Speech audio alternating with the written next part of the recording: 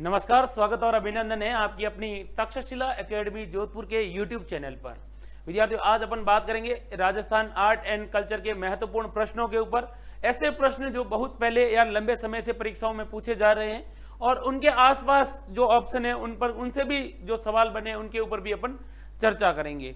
तो वीडियो को लास्ट तक देखते रहिए।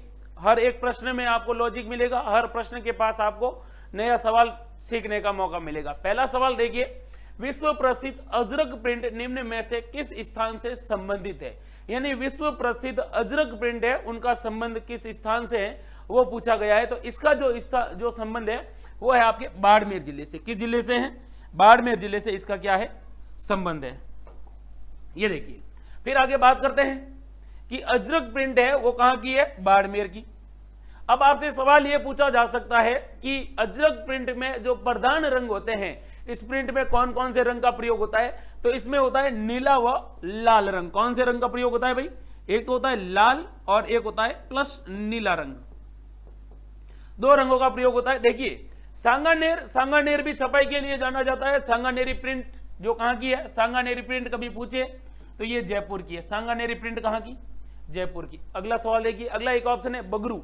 बगरू जो एक प्रिंट के रूप में या फिर एक छापा खाने के रूप में जाना जाता है, जहां पर कपड़ों की काफी अच्छी छपाई होती है, वो है देखिए बगरू। बगरू कहां पर है?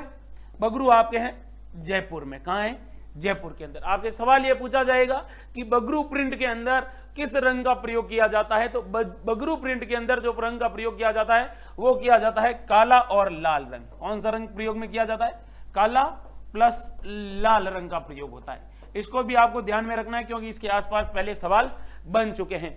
अब देखिए पाली, एक बार यह सवाल पूछा गया था कि निम्न में से राजस्थान का कौन सा जिला है जिसमें उम्मेद वस्त्रों की एक उम्मेद मिल है? तो वो यहां पर है वस्त्र मिल है जिसका नाम है द उम्मेद मिल। सवाल पूछे महाराजा उम्मेद मिल जो टेक्सटाइल मिल है वो कहां पर है? पाली के अंदर है। नेक्स्ट क्वेश्चन देखते हैं। नेक्स्ट क्वेश्चन देखिए, प्रसिद्ध मीनाकारी थेवा कला का संबंध है। प्रसिद्ध मीनाकारी थेवा कला का संबंध है वो बताना है आपको। थेवा कला का संबंध बताना है आपको, वो है प्रतापगढ़ से। कहां से है? प्रतापगढ़ से। देखिए सवाल पूछा है थेवा कला, इसके बारे में थोड़ी बात करते हैं जो आपके एग्जाम में मोटे मोटे सवाल बनते हैं थेवा कला के बारे में। थेवा कला प्रतापगढ़ से है। सवाल आपसे पूछा जाएगा कि थेवा कला के प्रवर्तक कौन थे? तो थेवा कला के जो आपसे सवाल पूछे कभी के प्रवर्तक, तो इनके जो प्रवर्तक थे वो थे नाथूजी सोनी। कौन थे? नाथूजी सोनी। विशेष प्रकार के आभूषण बनते हैं इसमें और इन आभूषणों के बारे में आपसे सवाल अक्सर पूछा जाता है क्योंकि थेवा कला है पूरे विश्व में केवल प्रतापगढ़ की है वो प्रसिद्ध है। प्रतापगढ़ में भी जो नाथूजी सोनी का परिवार है वो इस कला में सिद्ध हस्त है। अब इसके बारे में आगे बात करते हैं कि जो थेवा कला है, इस थेवा कला के ऊपर डाक टिकट भी जारी हो चुका है। तो परीक्षा में आपसे सवाल पूछे कि थेवा कला पर जो डाक टिकट है वो कब जारी किया गया था? तो 2004 में। कब? 2004 में थेवा कला पर एक टिकट आया था और वो कौन सा टिकट आया था? डाक टिकट आया था। ठीक, उसके बाद सवाल आपसे पूछा जाएगा इसमें कौन से कांच का प्रयोग होता है थेवा कला के अंदर? तो थेवा कला के अंदर जिस कांच का प्रयोग होता है वो होता है बेल्जियम कांच। कौन सा कांच है भाई? बेल्जियम कांच। यह भी सवाल पूछा गया है। बेल्जियम कांच जो थोड़ा हरे रंग का होता है उसका इसमें प्रयोग होता है, आभूषणों को सजाया जाता है। और इसके जो प्रसिद्ध कलाकार हैं अभी वर्तमान में, या इनके जो प्रसिद्ध कलाकार हुए, एक तो हैं महेश सोनी, एक हैं महेश राज सोनी। इसके अलावा इनके भाई है जिनका नाम है गिरीश सोनी। क्या नाम है? गिरीश सोनी। ये भी इस कला के क्या है? प्रसिद्ध कलाकार है। देखिए थेवा कला के बारे में कहा जाता है कि यह कला दुनिया में नहीं फैल पाई, कोई और नहीं सीख पाया। इसका कारण यह था कि इस कला के जो कलाकार है वो कभी भी इस कला को अपनी घर की महिलाओं को, बहन बेटियों को यह कला नहीं सिखाते थे। लेकिन बाद में कहते हैं कि एक महिला है जो इन्हीं की परिवार की है जो सीखी है, जिनका नाम है उषा सोनी। क्या नाम है? उषा सोनी। और उषा सोनी से रिलेटेड आपसे सवाल यह पूछा जाएगा कि राजस्थान में थेवा कला की जो प्रथम महिला कलाकार है जो थेवा कला का कार्य करती है वो कौन सी है? उषा सोनी है। ध्यान रखना, पहली महिला कलाकार है। इससे पहले कोई महिला मतलब इस कला को नहीं सीख पाया है। कहते हैं कि 2014 में इसे जीआई टैग मिल चुका है। कब मिला है? 2014 के अंदर कौन सा टैग मिला है? जीआई टैग मिला, यानी भौगोलिक सूचकांक इसको मिल चुका है। तो थेवा कला कहां की है? थेवा कला प्रतापगढ़ की है, और इसके जो प्रवर्तक थे नाथूजी सोनी थे। 2004 में इसके ऊपर डाक टिकट आया।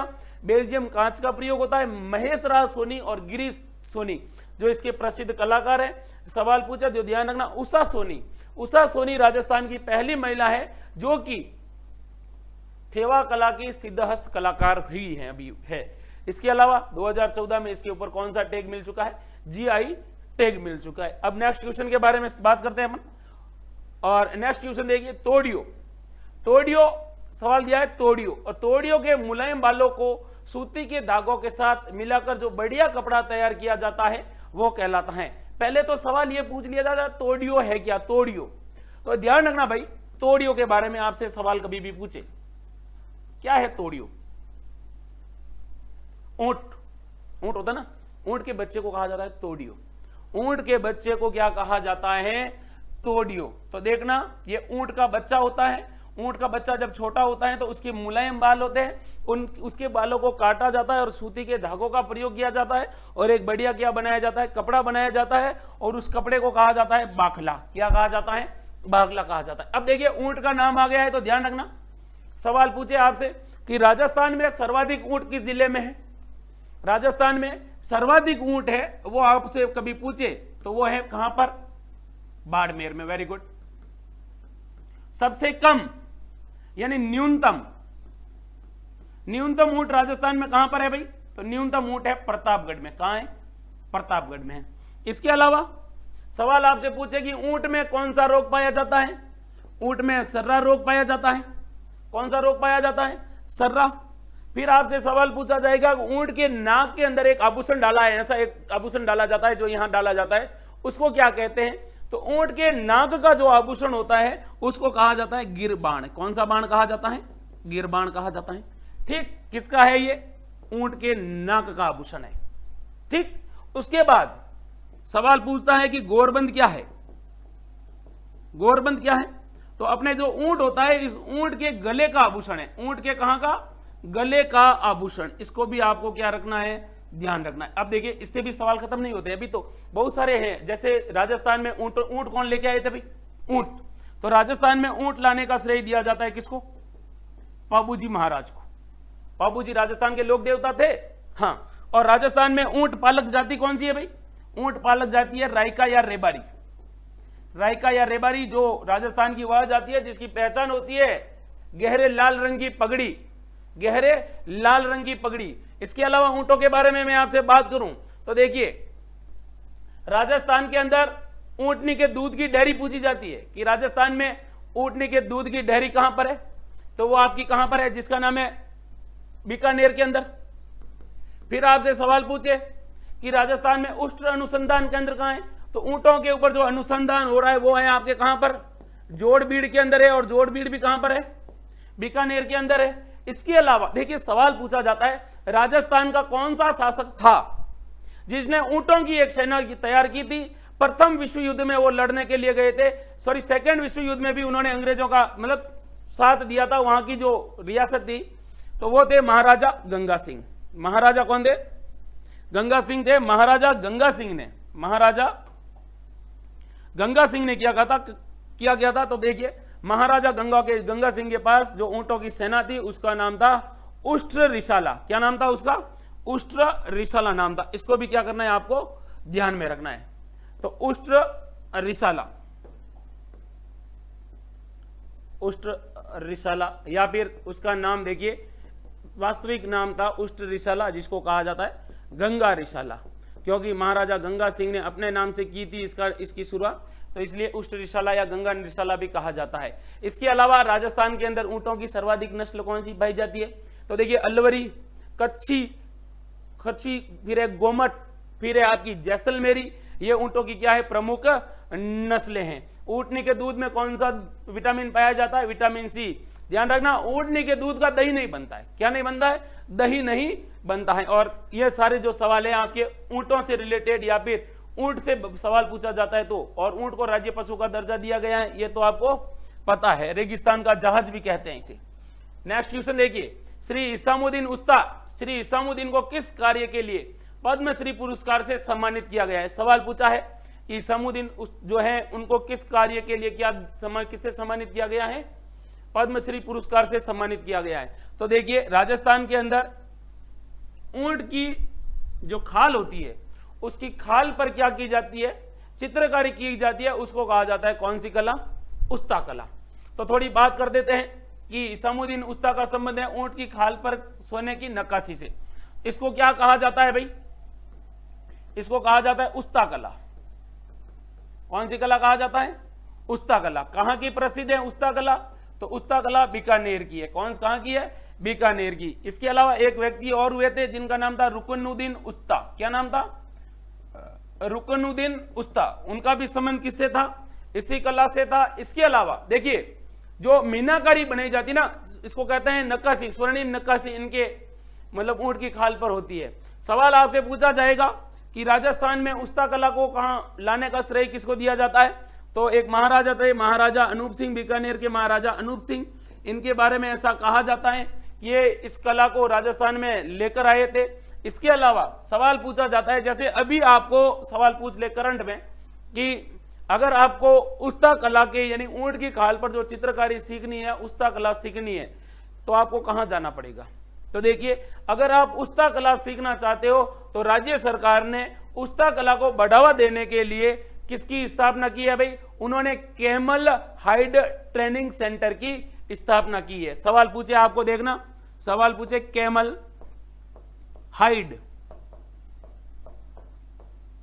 ट्रेनिंग सेंटर, तो कैमल हाइड ट्रेनिंग सेंटर है वो है आपके कहां पर?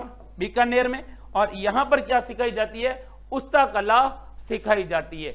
अब देखिए, सवाल यह भी पूछा जाए कि इसामुद्दीन उस्ता जी थे ये, इनको पद्मश्री पुरस्कार कब दिया गया था? तो इनको पद्मश्री पुरस्कार दिया गया था 1986 में, 1986 में। ठीक, नेक्स्ट क्वेश्चन देखते हैं। पोमचा क्या है? पोमचा क्या है?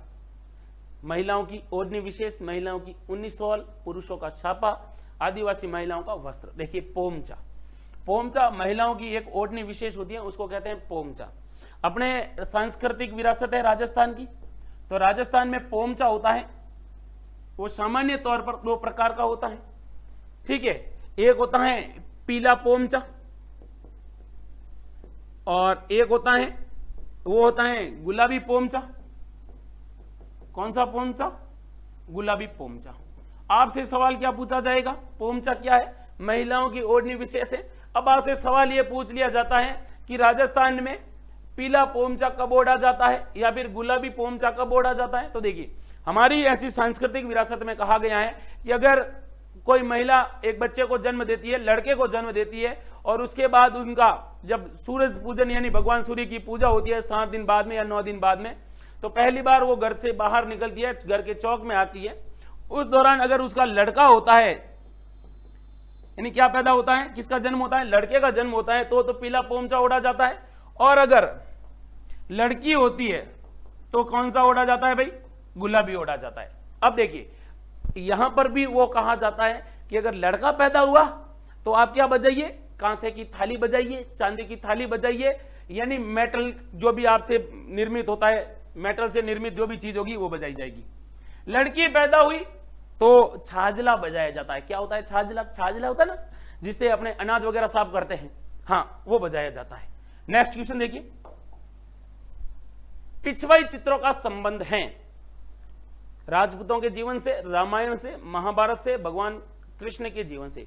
देखिए, पिछवाई काफी अच्छा सवाल है और सवाल आपसे पूछा गया है कि भाई पिछवाई कला का संबंध है, पिछवाई कला का संबंध है। तो देखिए, भगवान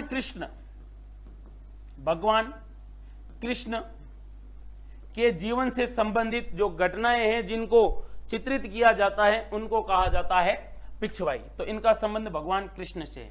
अब सवाल यहां पर भी आगे बढ़ जाता है कि अपने राजस्थान के अंदर बहुत सारे ऐसे ठाकुर जी के या भगवान कृष्ण के मंदिर होते हैं जहां पर उनके बहुत सारे कपड़े पर चित्रित चित्र होते हैं और वो क्या करते हैं, मंदिरों में जगह जगह पर ऐसे बांधे जाते हैं, कपड़े को बांधा जाता है भगवान कृष्ण के जीवन से संबंधित घटनाओं को, उनको कहा जाता है, क्या कहा जाता है? पिछवाई कहा जाता है। अपने राजस्थान में जो सर्वाधिक पिछवाई का चित्रण होता है ना, वो कहां पर होता है भाई? श्रीनाथ द्वारा के अंदर होता है। कहां होता है? सॉरी, पिछवाई जो मंदिर है वो श्रीनाथ द्वारा का मंदिर है, वो अधिक फेमस है।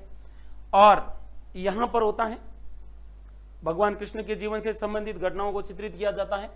कहां पर किया जाता है? श्रीनाथ द्वारा के अंदर। और पिछवाई भगवान कृष्ण से के चित्रों से संबंधित है। नेक्स्ट क्वेश्चन देखते हैं। बेवाण, बेवाण क्या है भाई? बेवाण लकड़ी के से बने देव विमान, पूजा के थाल, छपाई में प्रयुक्त लकड़ी के छापे, या इनमें से कोई नहीं। बेवाण पूछा है आपसे, बेवाण क्या है?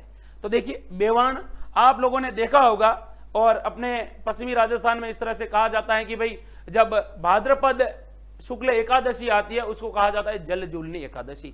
तो जल झूलनी एकादशी के दिन ठाकुर जी महाराज को क्या किया जाता है? मंदिर से बाहर लाया जाता है, सरोवरों पे ले जाया जाता है ठाकुर जी को नहलाने के लिए। तो वहां पर उनको एक लकड़ी के मंदिर में बिठा कर ले जाया जाता है, और वो लकड़ी के मंदिर होते हैं, लकड़ी के जो देव विमान होते हैं, उनको क्या कहा जाता है? बेवाण। तो सवाल आपसे कभी पूछे बेवाण क्या है, तो या तो आपको यह करना है कि भाई लकड़ी से बने देव विमान है, लकड़ी से बने क्या है? देव विमान है, या फिर आपको इनके बारे में क्या कहना है? आपको यह कहना है कि भाई ये बेवाण है, ये लकड़ी के बने मंदिर होते हैं। लकड़ी के बने क्या होते हैं? मंदिर होते हैं। देखिए, सवाल पूछे कि बेवाण को क्या कहते हैं, तो इसको कहते हैं मिनिएचर,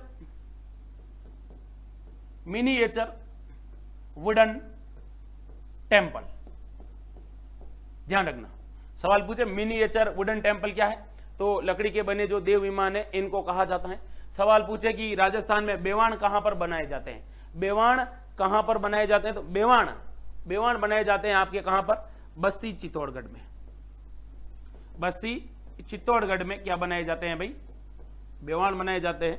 एक व्यक्ति थे जिनका नाम था प्रभात जी सुथार। प्रभात जी सुथार इस कला के सिद्धहस्त कलाकार हुए थे, और ऐसे सवाल आपके क्या बनते हैं?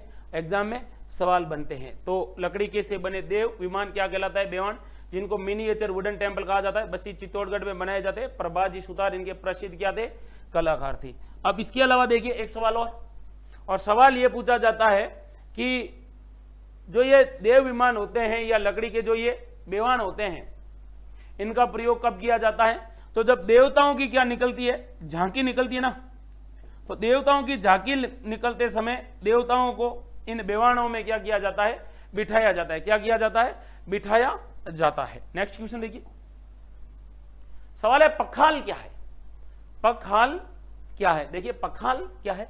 घोड़े पर बैठने के लिए जिन पर कसा जाने वाला वस्त्र, रेगिस्तान क्षेत्र में पानी लाने हेतु प्रयुक्त मशक, मारवाड़ में फसल अच्छी होने पर मनाया जाने वाला उत्सव, या इनमें से कोई नहीं। देखिए, पखाल के बारे में ऐसा कहा जाता है कि भाई अपने मरुस्थल के अंदर, रेगिस्तान के अंदर पानी लाने के लिए प्रयुक्त एक मशक होती है, उसको कहा जाता है पखाल। ये रेगिस्तान में पानी का अभाव होता था, पानी लेने के लिए सैकड़ों किलोमीटर जाना पड़ता था, ऊंट पर बैठकर लेके लाया जाता था। तो उस दौरान क्या होता था? पखाल का प्रयोग किया जाता था। पखाल क्या होती थी? ऊंट की खाल होती थी, उस खाल को उतारने के बाद उसको साफ किया जाता था, और उसके बाद उसकी इस तरह से सिलाई की जाती थी, और उसके बाद उसमें क्या लाया जाता था? पानी लाया जाता था। ऊंट के ऊपर एक तो इस साइड और एक इस साइड में बांध दिया जाता था, ऊंट बैठता था, उसके अंदर पानी भर दिया जाता था, और ये एक तरह से सिंटेक्स का काम किया करता था। तो सवाल आपसे पूछा जाए कि पखाल क्या है, तो रेगिस्तान क्षेत्र में पानी लेने हेतु एक मशक का होता था, और ये किसकी बनी होती थी? सामान्य रूप से ऊंट की खाल की बनी होती थी, ऊंट की खाल की बनी हुई होती थी। नेक्स्ट क्वेश्चन देखते हैं, और नेक्स्ट देखिए, पेचवर्क की प्रमुख कलाकार जिन्होंने इस कला को अंतरराष्ट्रीय स्तर पर ख्याति दिलाई। पेचवर्क की प्रसिद्ध कलाकार। एक बात है कि ये पेचवर्क होता क्या है? पेचवर्क होता क्या है?